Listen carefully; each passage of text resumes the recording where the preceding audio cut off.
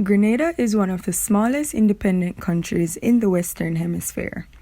Known as the Spice Island, it is the world's second largest producer of nutmeg after Indonesia and a significant producer of mace, cinnamon, ginger, and cloves. It also boasts beautiful scenery with fertile valleys, rainforests, and mountain lakes. English is the official language of Grenada, but many Grenadians speak Patois, a dialect that combines English words with elements of French and African languages. Most of Grenada's population is black, having descended from African slaves, and there is a large minority of mixed-race people. There are also small minorities of East Indians, descendants of the indentured laborers brought to replace the freed slaves, descendants of the old French and British settlers, and more recent immigrants from North America and Europe. The cuisine of Grenada reflects a variety of influences: Amerindian, African, French, British, and East Indian. The national dish of Grenada is called oil down and is a combination of breadfruit, coconut milk, turmeric, dumplings, callaloo, and salted meats such as saltfish, smoked herring, or salt beef. The meal is cooked in coconut milk until it is completely absorbed. A popular breakfast drink on the island is cocoa tea, made from local cocoa and spices. Before the 14th century, Grenada was settled by Caribs, who displaced the earlier population of Arawaks. Grenada was sighted by Christopher Columbus on the 15th of August 1498, when he sailed past the island without landing and gave it the name Concepcion. However, passing Spanish sailors thought its lush green hills reminded them of a region in Spain called Andalusia, so they rejected this name in favor of Granada. The French later called it La Grenade, and the British followed suit, changing Grenada to Grenada. European settlement was slow to follow, due to the fierce resistance of the warlike Caribs, although Britain and France in particular competed for control. In 1605, British merchants attempted to form a settlement, but the Caribs forced them to leave. The French launched more intensive attacks, and by 1674, they had killed the Caribs and gained control of the island. By 1753, Grenada was a flourishing French colony, with 100 sugar mills and 12,000 enslaved Africans working the industry. France formally relinquished Grenada to Britain in 1763 by the Treaty of Paris. In 1779, it was recaptured by the French, but it was restored to Britain in 1783. In the late 18th century, the British introduced the cultivation of cocoa, cotton, and nutmeg, and imported large numbers of slaves from Africa to work the plantations. During 1795 and 1796, when French policy favored the abolition of slavery, a rebellion against British rule occurred, led by a French planter and supported by the French in Martinique. The rebels massacred a number of the British, including the lieutenant governor, but the uprising was crushed. The emancipation of the slaves finally took effect in 1833. By then, the slave population had reached 24,000. Grenada was headquarters of the British Windward Islands government from 1885 until 1958, when Grenada joined the West Indies Federation. The federation ended in 1962. On the 3rd of March 1967, the island became a self-governing state in association with the United Kingdom. In the general election of August 1967, the Grenada United Labour Party defeated the Grenada National Party and took office under the premiership of Eric Matthew Gary. In the early 1970s, Premier Gary announced that he intended to seek Grenada's independence from Britain. Mr. Gary was facing opposition inside and outside of Parliament from his political rivals who objected to his style of leadership. The leadership of both the Grenada National Party of Herbert Blaise and the New Jewel movement of Maurice Bishop had their reservations about Mr. Gary's independence plans. They made those reservations known when discussions opened with Britain on the path to independence for Grenada.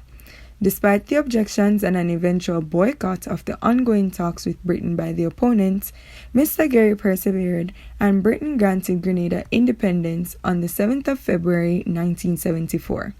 Grenada continued to practice an adapted Westminster parliamentary system based on the British model, with a Governor-General appointed by and representing the British monarch and a Prime Minister who is both leader of the majority party and the head of government. Opposition to Gary's rule continued to mount.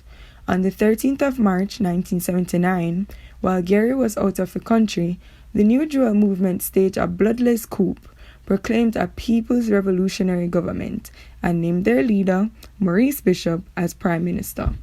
The new government faced opposition from Western nations because of its socialist principles and the substantial aid it had received from Cuba, but it embarked on a program to rebuild the economy, which had been left in disarray by Gary.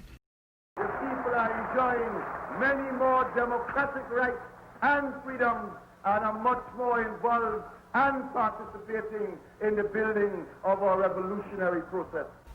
The People's Revolutionary Government administration was ended in 1983 by a military coup, during which Bishop was killed.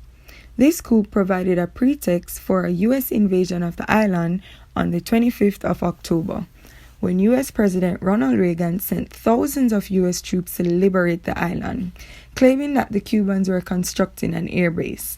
Instead of playing a peacekeeping role, the U.S. military is here to rid the tiny country of a Soviet and Cuban-backed Marxist government that the U.S. claims is terrorizing the island.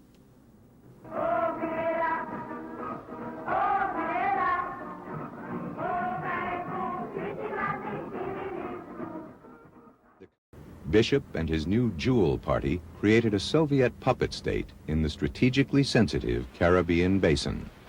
Bottom line is that the Soviet Union wanted to turn Grenada into another satellite, just like Cuba, just like Eastern Europe, with exactly the same methods. They wanted to indoctrinate the public, they wanted to bring them under control, they wanted to collectivize the whole economy, and they wanted to subject everybody to a totalitarian control. The new Jewel Party was bitterly divided, and politics turned deadly when Maurice Bishop and 6 ruling cabinet members were brutally murdered by more radical party leaders. The Organization of Eastern Caribbean States, or OECS, a coalition of 9 island nations, meet to denounce the new Grenadian government. At the same time the White House is hearing of the tragedy in Beirut, Reagan receives an urgent request from the OECS to help restore order and democracy. Early this morning, forces from 6 Caribbean democracies and the United States began a landing or landings on the island of Grenada in the Eastern Caribbean. We have taken this decisive action for 3 reasons. First, and to overriding importance, to protect innocent lives, including up to 1,000 Americans whose personal safety is, of course, my paramount concern. Second, to forestall further chaos. And third, to assist in the restoration of conditions of law and order and of governmental institutions to the island of Grenada. We do not have a tradition in this region of large armies. The other members of the OECS group either have no armies at all or armies of 200 and less.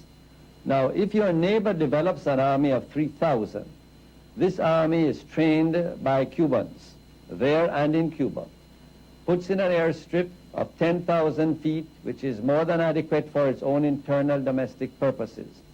I believe that that is sufficient for you to say that you are dealing with people who are a threat to your security.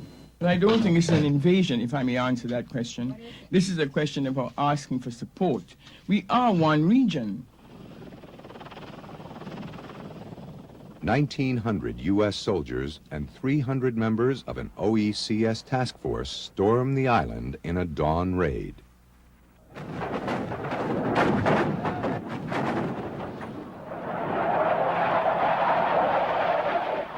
The strong resistance shown by the Cuban construction workers surprises U.S. authorities and clearly indicates that the Cubans are highly trained soldiers. After a day, U.S. forces take control of the airport and evacuate 650 Americans from the campus of the St. George's Medical School. where they're hiding from Cuban and Grenadian soldiers. I felt I was in danger before Morris Bishop was murdered. And I tried to get out of the country, but I couldn't. I tried on Wednesday, October 19th, and was not successful. From that point onward, I felt I was not safe. International press is barred from the island for the first 2 days, and reports are sketchy. Some reporters try to reach the island by private yacht, only to be turned back by U.S. warplanes and gunboats. In Washington, many congressmen and senators are upset by the Grenada incursion. This is an act of war and raises genuine questions about whether it is a violation of the Charter of the United Nations. Hang on a minute. In just 1 week, the mission's accomplished. The new Jewel leaders are captured, along with 700 Cubans, and the hostilities come to an end. 18 American soldiers, 24 Cubans, and 45 Grenadians lose their lives in the hostilities. In the month-long mopping-up mission, U.S. forces uncover documents showing the direct involvement of the Soviets to be heavier than suspected. And a surprisingly large arms supply. AK-47s with shipping markings from both Cuba and Soviet Union.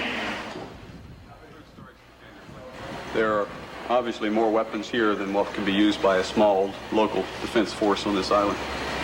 Obviously a distribution point. Free elections were established a year later and have continued since then. In September 2004, Hurricane Ivan wreaked havoc in Grenada, causing the deaths of at least 39 people and wiping out most of the country's agriculture-based economic infrastructure and most of its tourism facilities. In 2005, Hurricane Emily did further damage to the agricultural industry. The agricultural sector has gradually recovered from the hurricanes, but the economic situation in Grenada is fragile. Agriculture and tourism are the most important sectors of the economy, although fishing and agriculturally based industries are becoming more significant. Poverty in Grenada has been a struggle for decades. Increasing numbers of Grenada's younger populations are staying away from the agricultural industry because of its perceived instability. They generally prefer careers in the tourism industry, but many lack the professional skills they need. The government is making strides to alleviate many of the issues that stem from or cause poverty in Grenada.